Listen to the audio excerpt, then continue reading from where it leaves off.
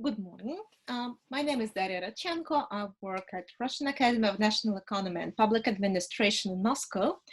And my presentation is going to be a bit untypical for a network discussion, yet it is highly connected to the topic of our conference because it is going to discuss the structure of the urban networks, the structure of urban textures.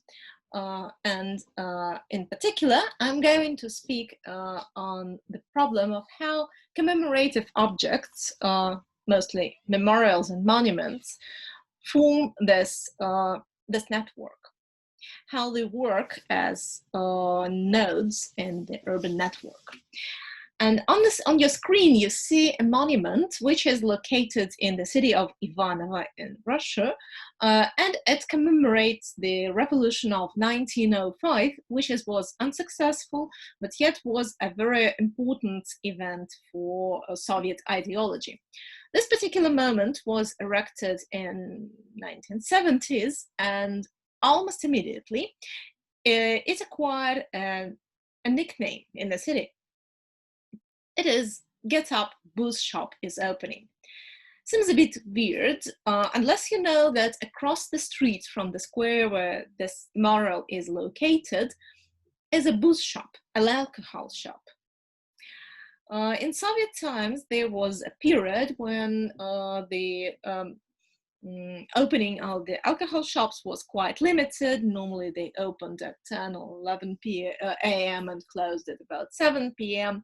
And so all the drunkards were highly anxious to get into the alcohol shop and get another portion of alcohol. So here the vernacular nickname mocks this thriving of those two guys to get somewhere. They are seemingly dying, and in vernacular discourse, they seem to be dying from hangover and are willing to get into the alcohol shop across the street. Still weird that this phenomenon is quite widespread in both Soviet cities. And this allows us to look at it closer, to try to find why those nicknames became so popular. Why in post-Soviet cities the memorials work as not just as commemorative objects, especially when we're speaking about an ideology long gone, but also as some kinds of connectors of urban texture. It is no secret that in most post-Soviet cities, the memorials form empty spaces around them. Why is that? Because those memorials are considered to be sacred in a way. So as they are sacral, and the repertoire of the actions which you can have around them was very, very limited, and is still.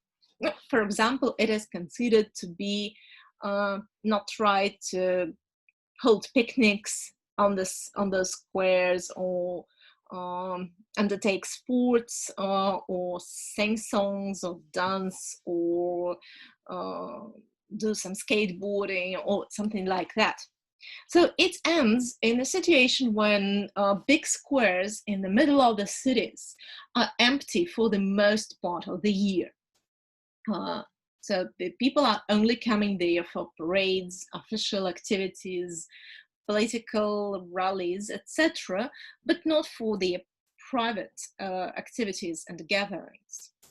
So the squares with the memorials are literally torn off the urban texture. But there are ways to heal this rupture, how it is done. And before we turn to the topic of the presentation, we have to look at the notion of vernacular memory.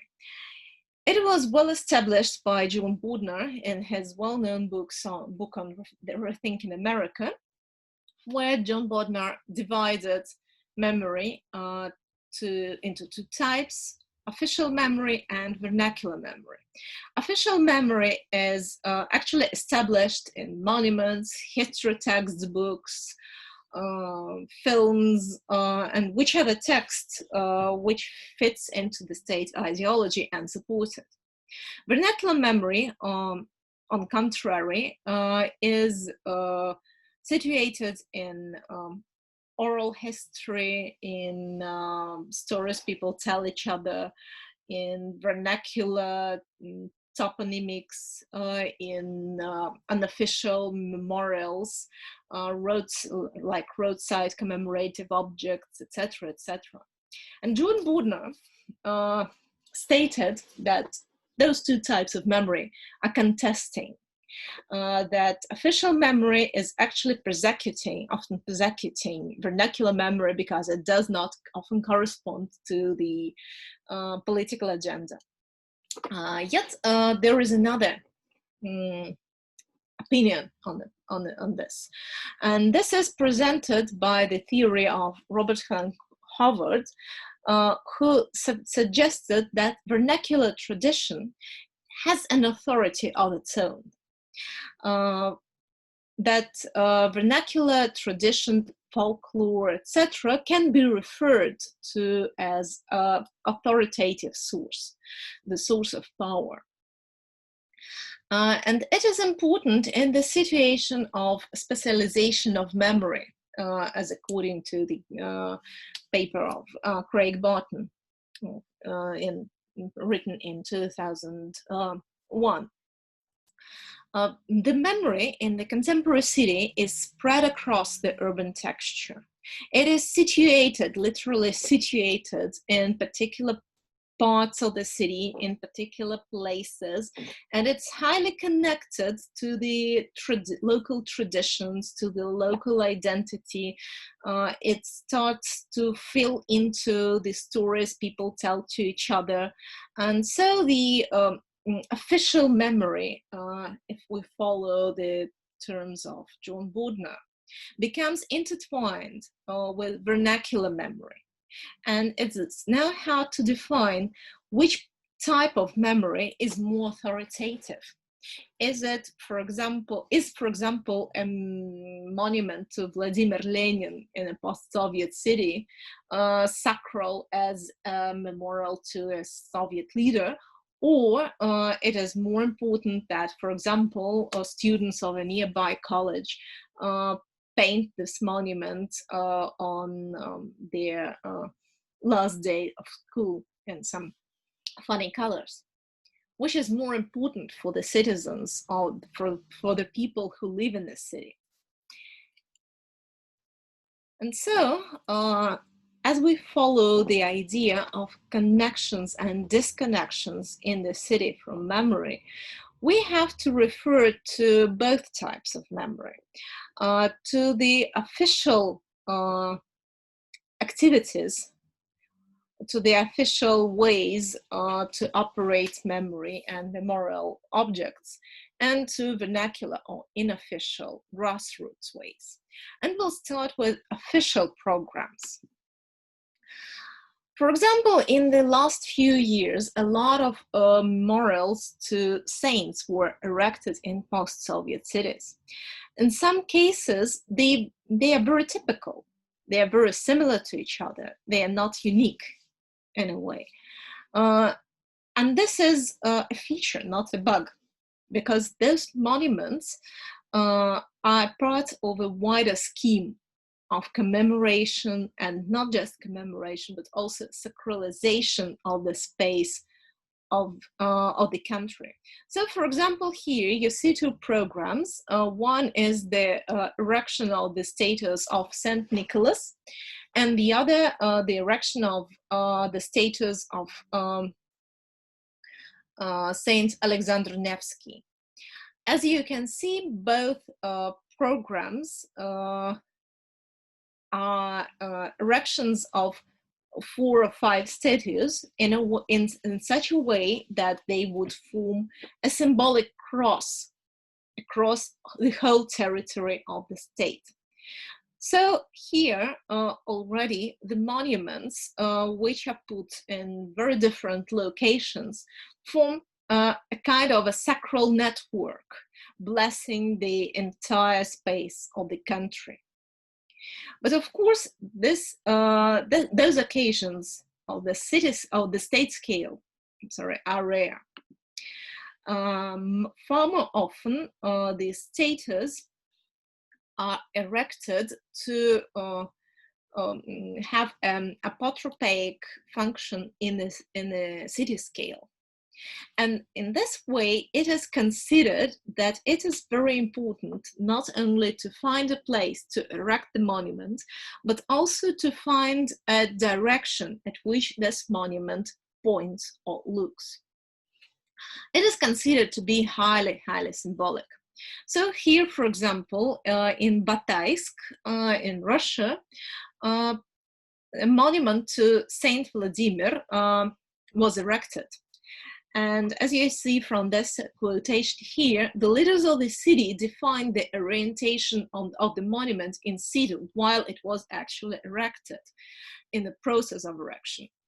It was decided that it should be directed towards the road entering the city. Here, Fermerskaya Street, as you see with a red arrow on the map.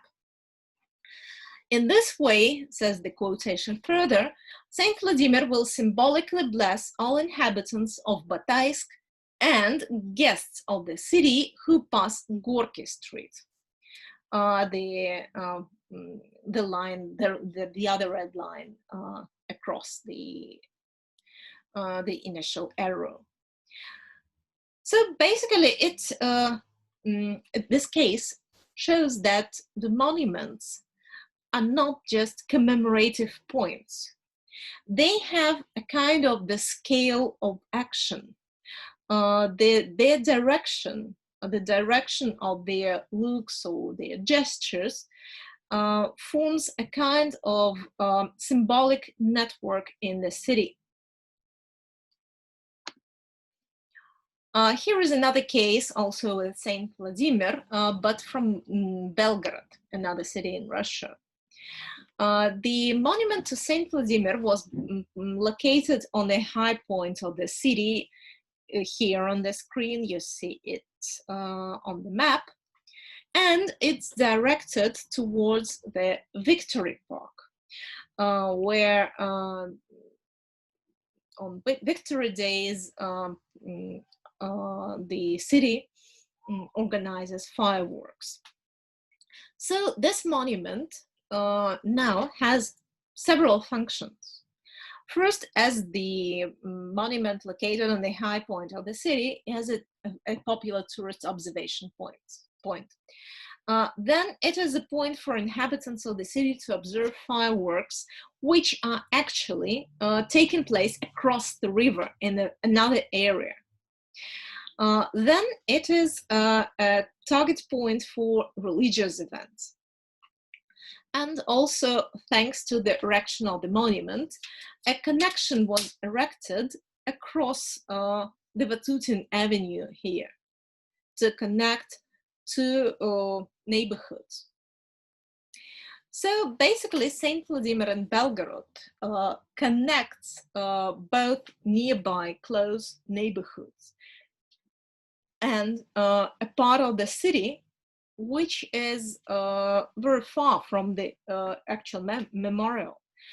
It is divided, the city is divided by two lines, by a railroad line and by the river, but the glance of the statue symbolically connects them back together.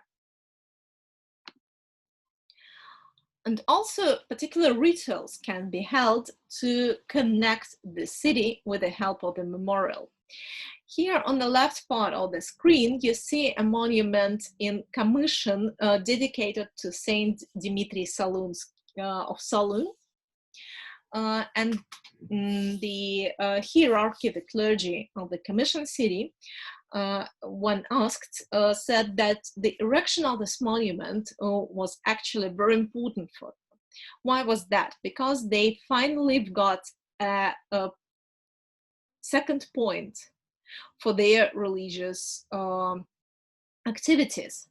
So here on the small map, you see one of the possible routes between the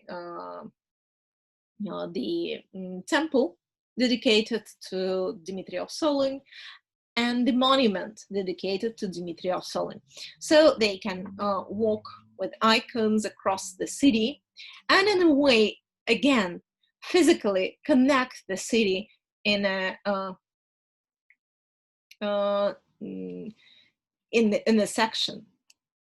On the right side of the screen, you see a monument in Ivanovo. This is another monument dedicated to the World War II.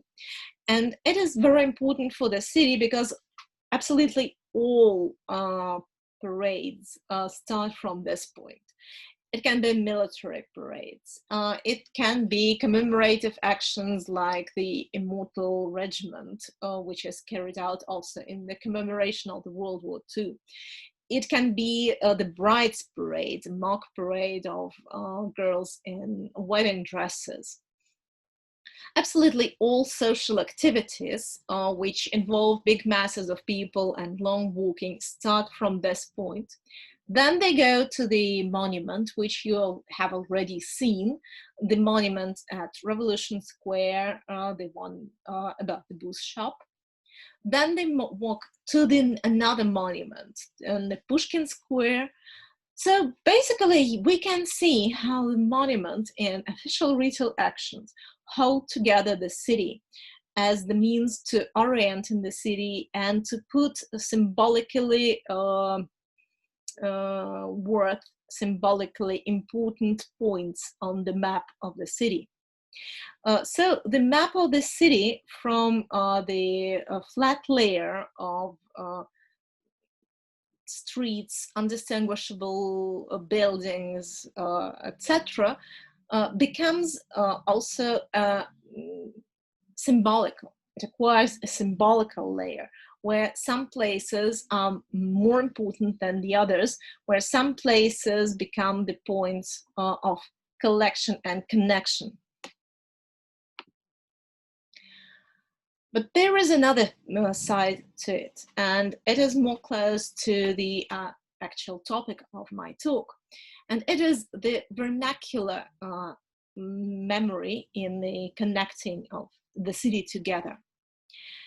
As you have already seen, many monuments in post-Soviet Russia have nicknames. How it is developing. For example, here you see a few quotations from the social media. For example, in Rostov-on-Don, there is a monument dedicated to the strike of 1902, and locals call it "Two Drunkards Looking for a Taxi."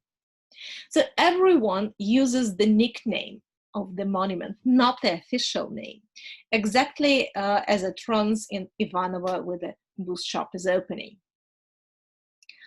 The other is about one of the cities in the Far East. Now, when my schoolmaster gathered us on the memorial, he used to say, "Children, everybody must show up at 3 p.m. at 3 bald heads." It is actually a monument to revolution. So we see that even the officials, here a director of the school, or in some other cases, the journalists or even policemen, use the nickname rather than the official name, because everyone knows the nickname.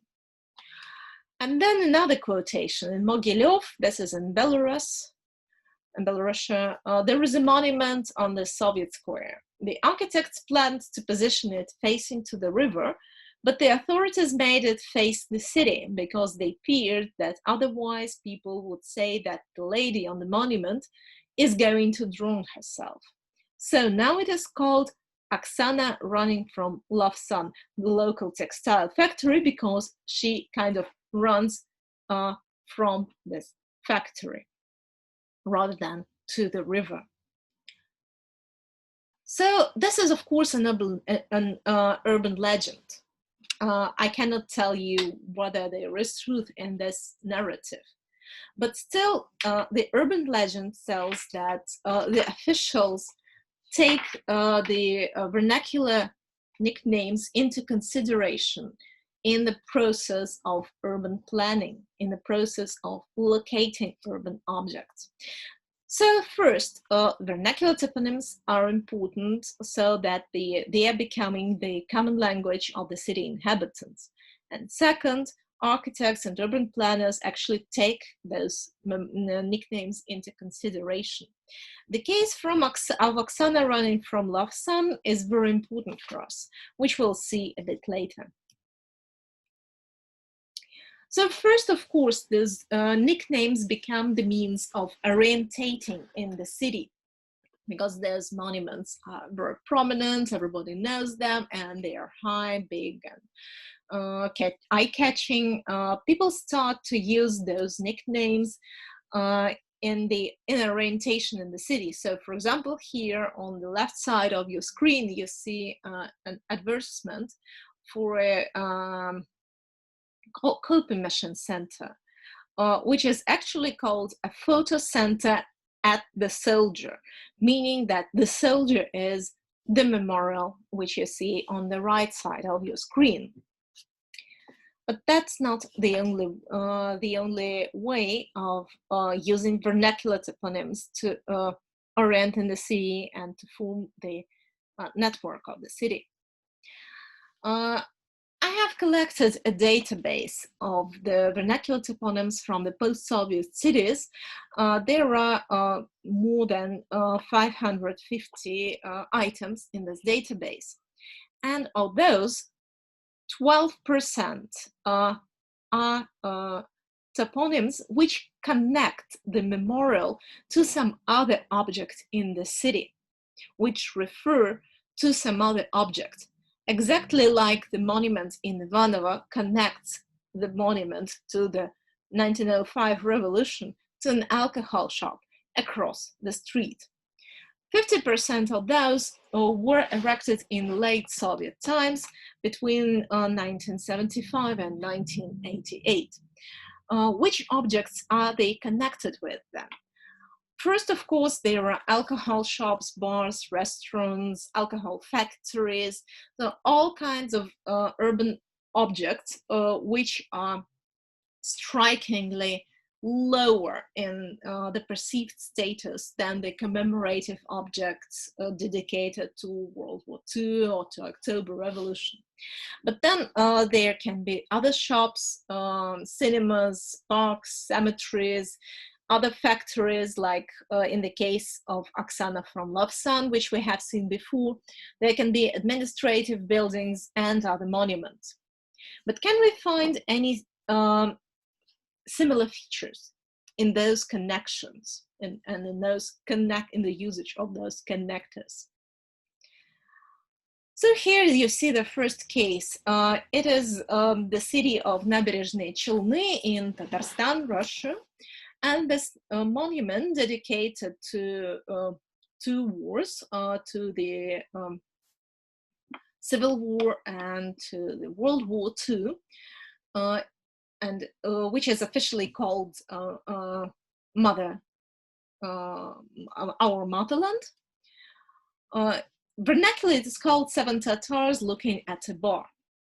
That is not coincidental, as you have already guessed, probably, because across the pedestrian crossing here, there used to be a restaurant. So the nickname is used to symbolically connect this empty space where the memorial is located with a busy area where the restaurant across the two disconnecting streets. Another case is from Novorossiysk. Here on the left side of the screen, you see a memorial to World War II. There is a sailor with a hand grenade in his hand. He seems to throw this grenade. And in the vernacular discourse, this memorial is called Pharmacy Kaput. The pharmacy is across the street here, as the red arrow shows. Again, the empty space around the monument is connected by the nickname to an area across the street. Another case, again with a street crossing. This one is a case of a monument to St. Andrew, the icon painter, whom you can see on the left side of the screen, which is nicknamed St. Andrew is drawing a portrait of Vladimir Lenin. Vladimir Lenin is placed across the street, again on the other side of the street here.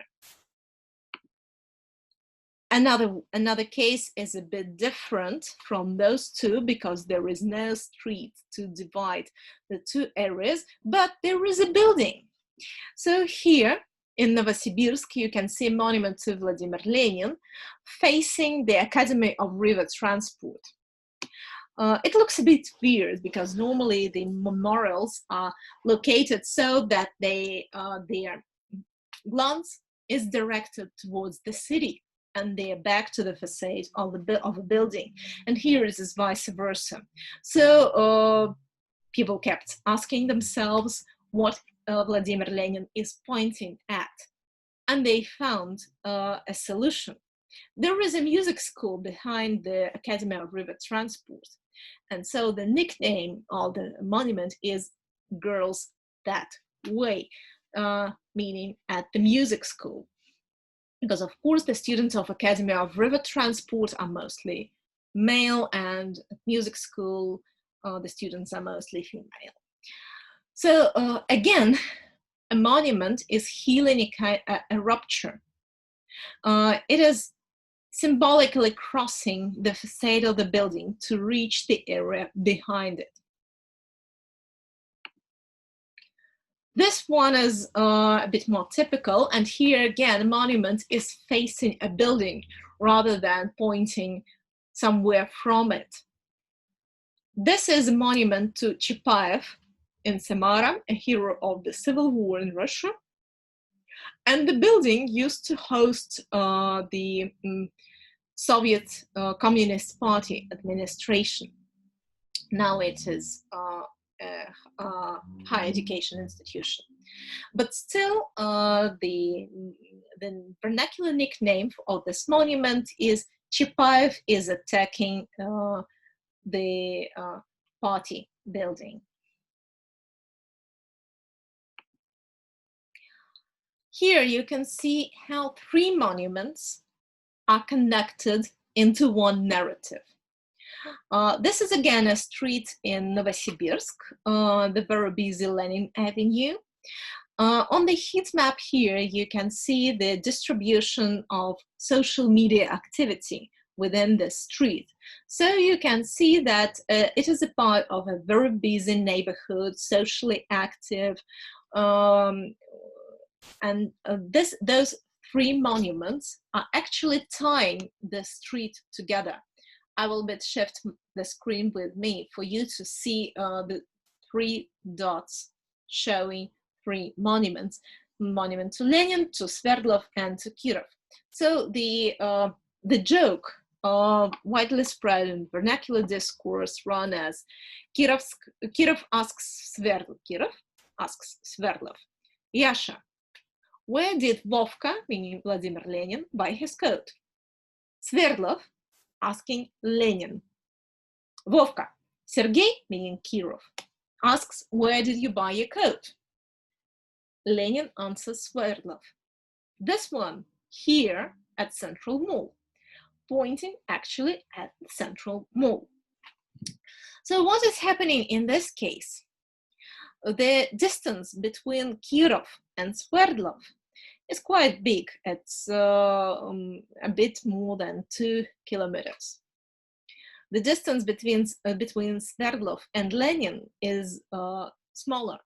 It's 1.3 kilometers. And yet, as you can see, the social activity is more dense in the part of the street between Sverdlov and Lenin.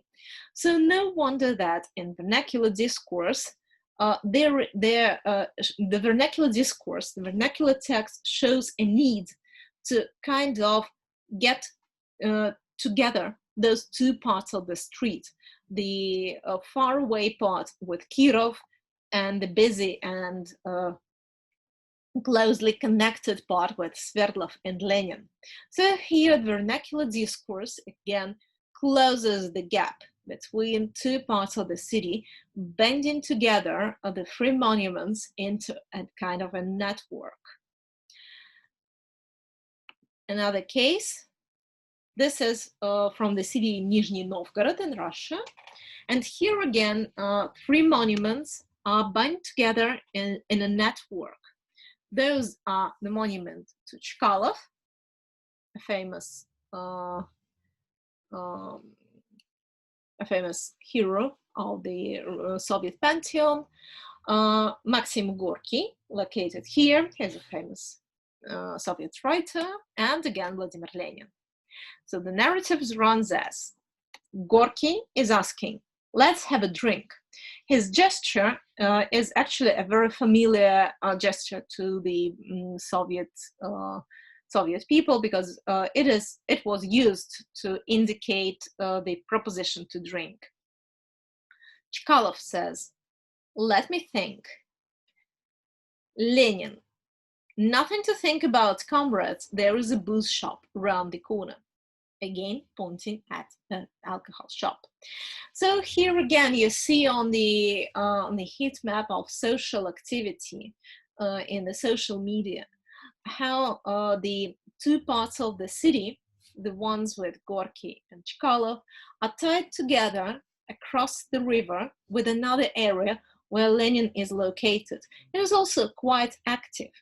And Lenin is the last part in this narrative, connecting the network of monuments with another type of urban locations, namely an alcohol shop. So again, a network, a layer of the urban network is formed through those commemorative objects. And another case, this time from Krasnodar, this is South Russia. Two monuments are connected together with a vernacular discourse. There's a monument to a Soviet worker, and a monument which is called Aurora, which is also symbolizing revolution. Those two monuments are very far from each other, almost 10 kilometers if you walk on foot, or even 10 kilometers. But in the vernacular discourse, this one, the monument to the Soviet worker, is nicknamed Aurora's husband. And there is an urban legend. It is, of course, a joking urban legend. Nobody actually believes in that.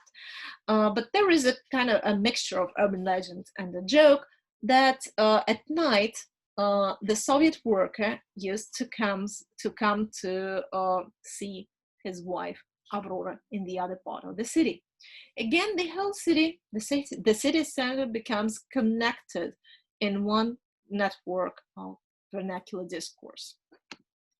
So we can see two levels of connection based on monuments.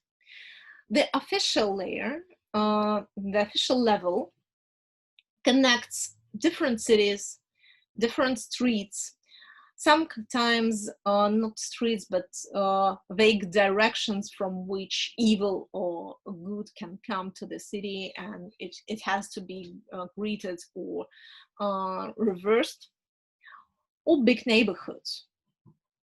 In this layer, orientation and location of the monuments work as kind of a network operator, the mechanism which makes the network run. Also, symbolic activities like parades can also be used to build this network. The function of the layer is symbolic power. They're showing that the city is defended by the symbolic power of the monument. be it a memorial to a saint or memorial to World War II. There is another layer, the vernacular layer, which connects everyday points of interest, starting from alcohol shops to cinemas to particular buildings, etc., etc. And it also connects other monuments as well between each other. The distance between those objects is mostly smaller than in the official case.